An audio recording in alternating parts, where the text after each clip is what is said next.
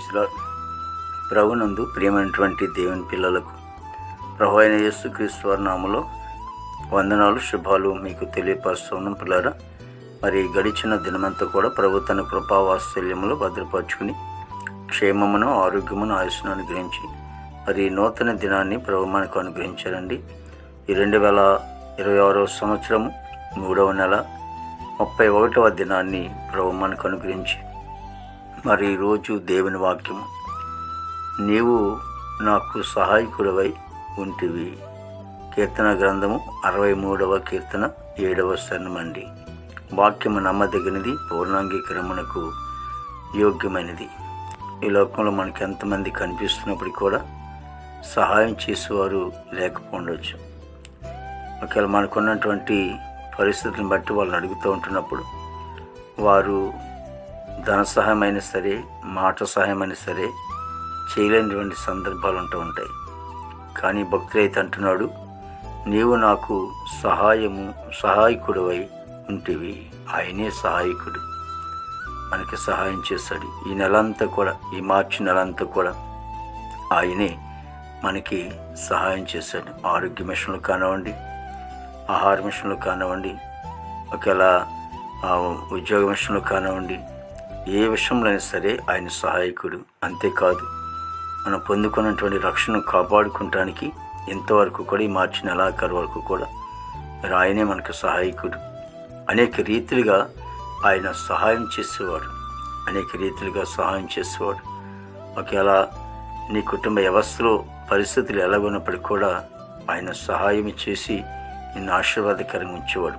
అందుకే భక్తుడైనటువంటి దావీదు అంటాడు, కొండల తట్టు నా కన్నులు ఎత్తుచున్నాను, ఎక్కడి నుండి సహాయం నాకు కలుగును, యెహోవా వల్లే కదా నాకు సహాయం కలిగినది అని దేవుని వాక్యం సెలవిస్తుంది.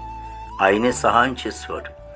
కాబట్టి దిగులు పడకుండా, చింతపడకుండా ఈ నెలంతా కూడా మనల్ని కాపాడినటువంటి లేక సహాయపడినటువంటి దేవాది దేవునికి మరి కృతజ్ఞతాస్తుతులు చెల్లిస్తూ ఆయన సన్నిధిని సంతోషం కలిగి ఉందాం. మహాపరిశుద్ధుడు, ప్రేమగల తండ్రి, కృపేశ్వరునికి స్తోత్రాలు స్తుతులు చెల్లిస్తున్నాం ప్రభు.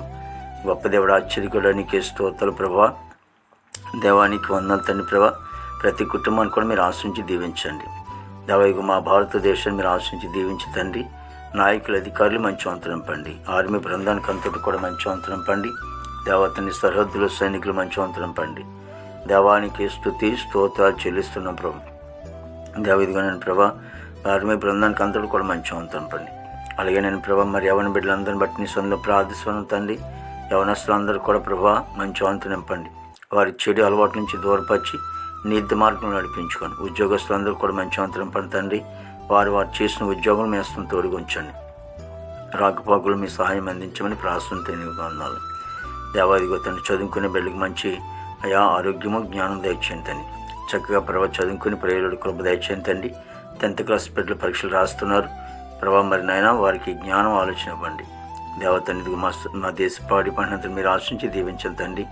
ప్రభావ హాస్పిటల్లో రోజు స్వస్థపరచండి. జైల్లో ఉన్న బిడ్డలు విడుదల చేయండి. కోర్టు గొడవలు, కేసు గొడవలను కూడా కొట్టివేసి దేవతని. రక్షణ లేని వారు రక్షణ, మారు మనసు లేని వారు మారుమని దయచేయండి. గృహం లేని వారు గృహం దయచేయండి తండ్రి. వివాహం లేని బిడ్డకి వివాహం దయచేయండి. గర్భఫలం లేని వారు గర్భం దయచేయండి. గర్భిణీ సుఖం డెలివరీ దయచేయండి. తల్లి బిడ్డకు క్షేమ దయచేయండి తండ్రి ప్రభావ. ఇవాళ ప్రతి సేవకురాలు దేవతని ప్రభు యేసునికి వందల సంఘం పరిచయాంతం మీరు అవసరం. ఈ దినమంతా విశేషమైన కృపతో నింపి నీ నామానికి మాత్రం మహిమ తెచ్చుకోండి. యేసుక్రీస్తు నామములో తండ్రి.